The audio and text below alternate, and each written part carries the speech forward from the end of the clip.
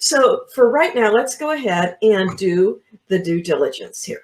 First of all, I don't start any due diligence until after I get a signed note purchase agreement. Okay, so we will have prepared our offer. Once they accept it, I send out the note purchase agreement, they sign it and send it back. And I will have already received a copy of the note at least, as well as probably some other documents as well. So I make sure that I have a signed note purchase agreement. And then the first thing I want to look at then would be the note itself. And let me tell you, I don't know what's going on, but lately have I seen some doozies. I mean, just in the last week, I've seen, well, 2 weeks, let's say, I've seen two notes that don't even tell where to make the payments to. How can you make a payment if you don't know where to send it? I'm not kidding. About a month ago, I had one that didn't even give the payment amount. I'm not kidding you.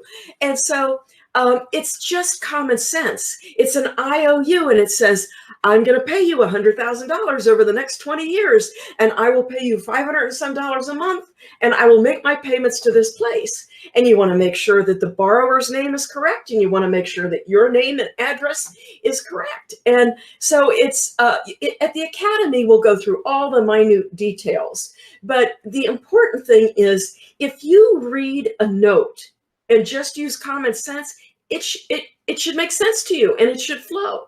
The most important, well, not the most important thing, but one of the important things that I like to check on is where it says the interest rate. It says 7% per annum compounded monthly. And you want to make sure that it is compounded monthly, okay? Because that's a lot more money than if it's just 7% per annum.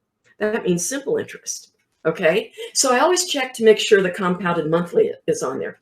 I'll tell you, last week I had a note, and this was prepared by an attorney, and it had 7% per month.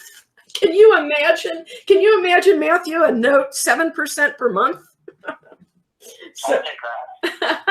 So anyway, you need to go through the note and make sure that everything is accurate on the note.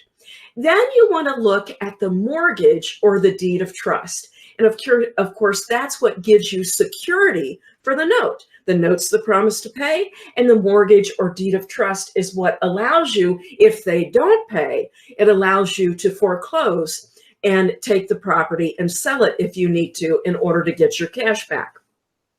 So what you want to do then is make sure that the mortgage and the deed of trust or the deed of trust reference back to the note. And so the same parties should be listed.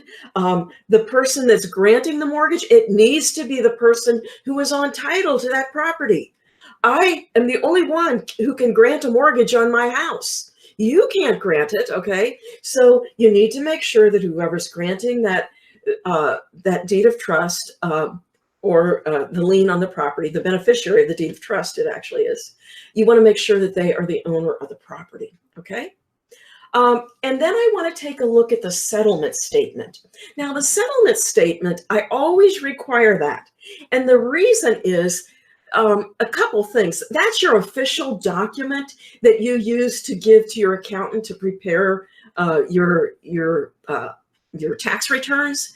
And so it's generally prepared by a title company, but not always. And so I can check the parties. A big thing is I can see the down payment. So if they tell me they put $50,000 down, I can look at the settlement statement. And if there's not a $50,000 down payment showing, then I know we got a problem. Okay. And the other big thing that I look for on the settlement statement is I want to know if they purchased a lender's title policy. Okay, because if they did, that saves me a lot of money because I can get an endorsement of it instead of having to order all new title. Okay, and then last but not least, the other thing that I want off the settlement statement is I want to find out who closed it, because usually I go back to that same attorney or the same title company and I use them to handle the closing of my purchase of the note. And the reason that I do that is it goes quicker because they don't need, they've generally already done the title, so they just need to do a brief update of it. And it's less expensive because they've already done a lot of the legwork on it. Okay, so the settlement statement, a lot of people don't realize how valuable that is to have. And I just mentioned the lender's title policy. So if the note seller actually got a lender's title policy, I love if they will give it to me. And if they've done a good job of keeping all their paperwork together, they will send that over with the note purchase agreement. Now, sometimes you'll get a note seller that doesn't even know that they have a lender's title policy. They don't even know what a lender's title policy is. In that case, that's where that settlement statement comes in handy, okay?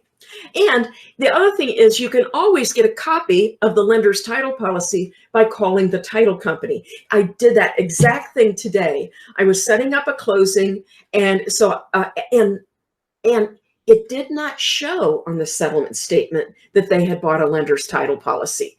But this was in Oregon, the property's in Oregon, and this title company doesn't sell the lender's policy at the time of closing. You have to make 2 or 3 payments. And so that was bought separately. And see, I wouldn't have known that if I had not contacted that title company and said, hey, I'm buying a note that you originated, and I'd like for you to handle the escrow for us.